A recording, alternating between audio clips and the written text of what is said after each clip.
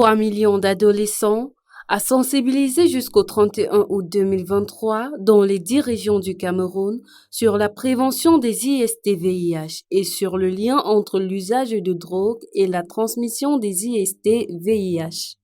C'est l'objectif que s'est fixé le Comité national de lutte contre le sida.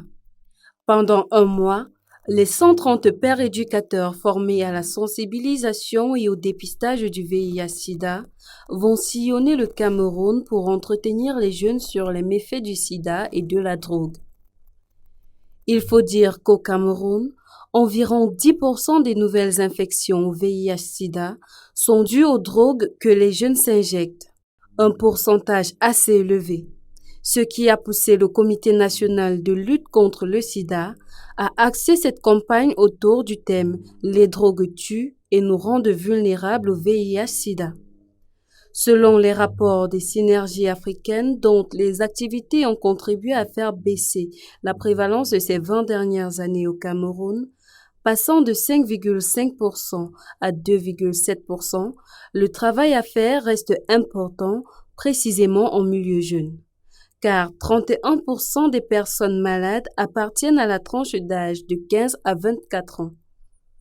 Par ailleurs, les jeunes de 14 à 24 ans sont les principales victimes de la pandémie.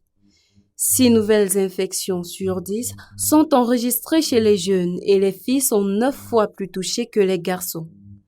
La présentation technique de la campagne a permis d'apprendre que les jeunes pères éducateurs sont recrutés, formés et déployés dans les 10 régions.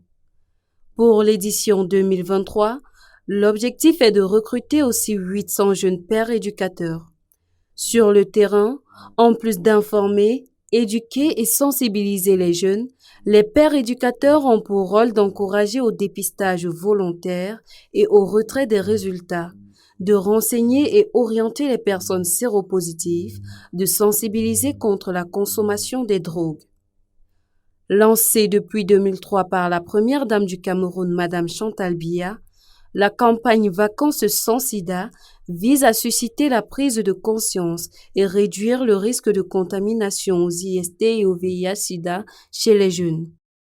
Considérée comme une période de forte mobilisation des jeunes, propice à l'oisiveté et au comportement à risque, les vacances scolaires et universitaires sont ainsi mises à profit pour dérouler des activités de sensibilisation des jeunes sur les fléaux que sont les infections sexuellement transmissibles et le VIH-Sida. Pour ce faire, des campagnes adéquates sont régulièrement organisées.